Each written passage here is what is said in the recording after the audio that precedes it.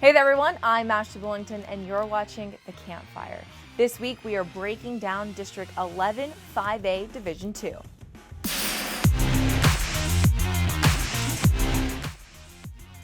Division 5A Division 2 has some great teams in it, including perennial power Fort Bend Marshall. But these are the teams that you'll be seeing in this district after realignment. District 11 5A Division 2, Fort Bend Marshall, Fort Bend Willow Ridge, Galena Park, Austin, Madison, Northside, Sharpstown, Sterling, and Waltrip. With Manville gone, any team has the ability to take a playoff spot. Now it's time for our film session, presented by your local Geico offices in Cypress, Katy, Spring, and Pearland. The defending 11 5A Division II district champion is gone, but that doesn't mean this league is lacking a perennial power at the top. Fort Bend Marshall has reached the state championship game in each of the last 2 seasons. But the Buffaloes lose a number of star players, most notably quarterback Malik Hornsby and all-purpose back Devon Achane. The Buffs' Fort Bend ISD rival Willow Ridge looks to challenge for the top spot, and the Eagles welcome new head coach Raymond Chingyung, who joins Willow Ridge after serving as an assistant at Westfield. 5 Houston ISD programs remain as holdovers in the district. Madison, Northside, Sharpstown, and Waltrip all finished below 500 in 2019 and will look to improve this fall. Sterling reached the playoffs last year, but the Raiders will have to fill the shoes of star running back Frank Brown, who heads to the University of Arizona. Brown's younger brother, Anthony, returns as Sterling's quarterback and should keep the Raiders in the playoff mix.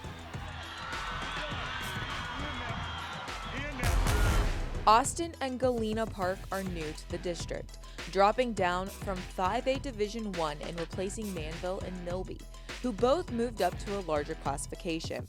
The departure of Manville creates an opportunity for a number of programs to take the next step and challenge Fort Bend Marshall for district supremacy.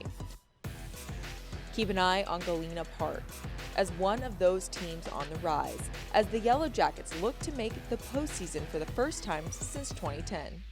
Special teams are made of special players. We take a look at some of them on our Players on the Rise, presented by Grimaldi's Pizzeria.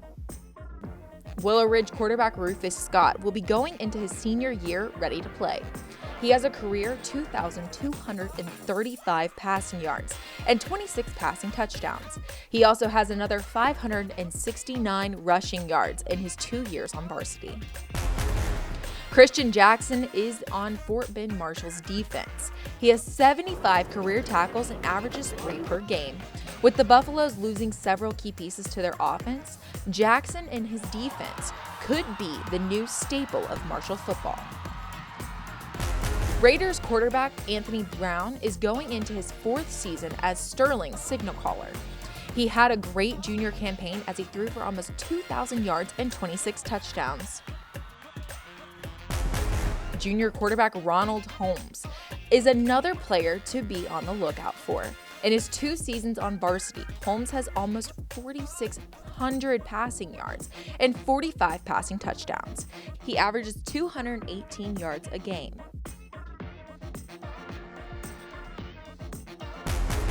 Waltrip's defensive lineman Jacob Escobedo is definitely a player on the rise, and one we will be keeping our eyes out for in 2020. He was voted 2nd team All-District last season and will be a big piece for the Rams next year.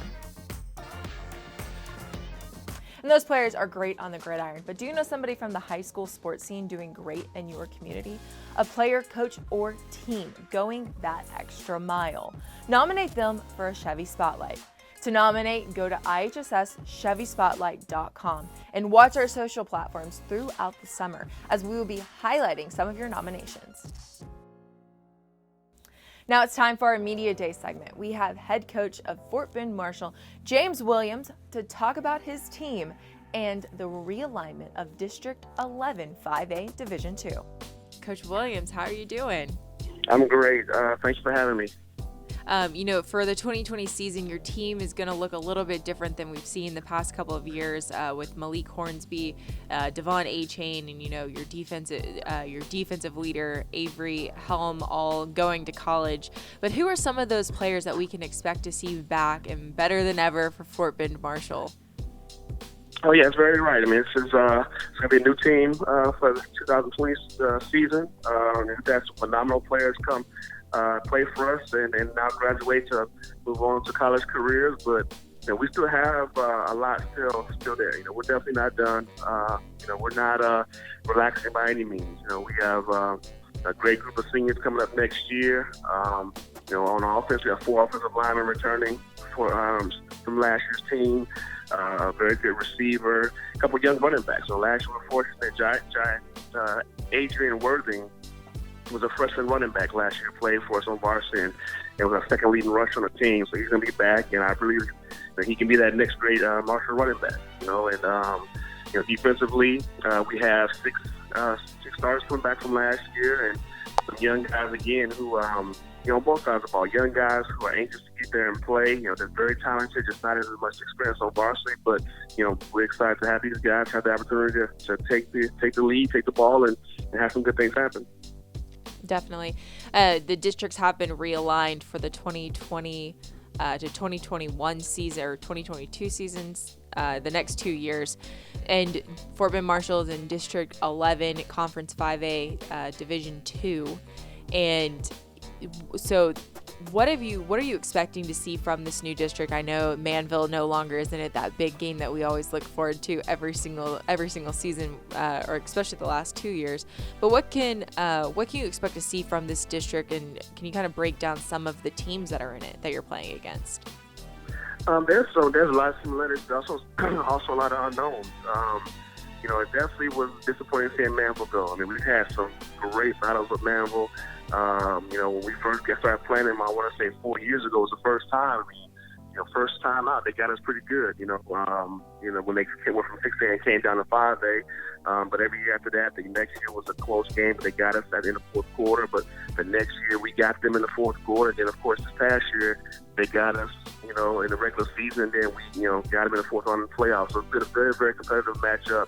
The guys know each other. They have fun competing against each other. Always a great matchup there. Those guys are very well coached, and they do a great job over there. But unfortunately, they are gone. But, Galena Park is taking their place in our district. We played with Galena Park previously. We were in the same district about the years before Manville got in there. And but a lot of districts are the same. With Willamette still being in there and been our in-district team.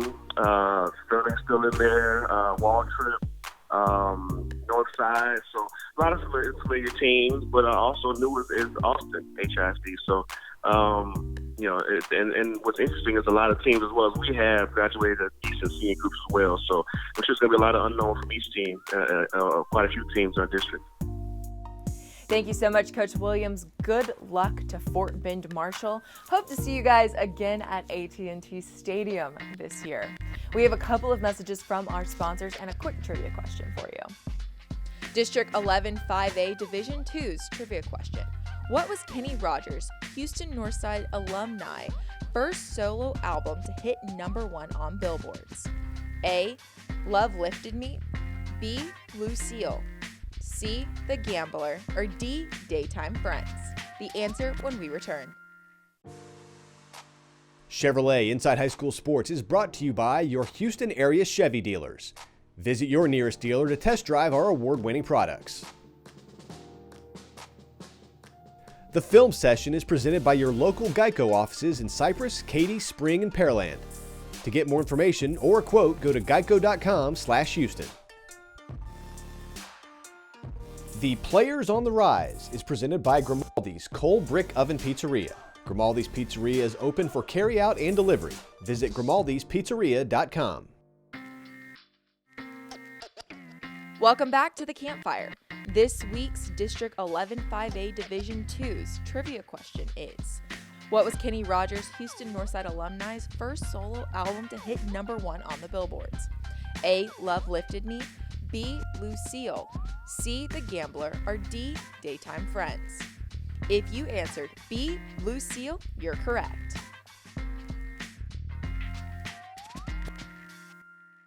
Lucille might have been Kenny Rogers' first #1 hit, but he had 21 in total in his career.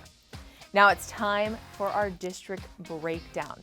We have Inside High School Sports Insider Matt Harris to break down District 11 5A Division II. Matt, over to you. Thanks, Ashley. We're going to be talking about 11 5A Division II today. It's a district that has gotten a little bit easier from last season as Manville is up to Division I, leaving Fort Bend Marshall as really the only power school left in the district. Starting with Marshall, quarterback Malik Hornsby is off to Arkansas. All-purpose back Devonna Chain is going to Texas A&M, and their top defensive back Avery Helm is off to Florida. They'll lose their top 2 sack leaders as well, and on offense, most of Hornsby's weapons are gone as well. What we do know is that running back Adrian Wortham is back for his sophomore year after running for over 400 yards as a freshman, in limited time, of course, behind Devonna Chain. What we don't know is who fills the spots at quarterback, at wide receiver, and several holes on defense. However, Coach James Williams is one of the best in the area, and I have no doubt that he'll fill those spots with talent.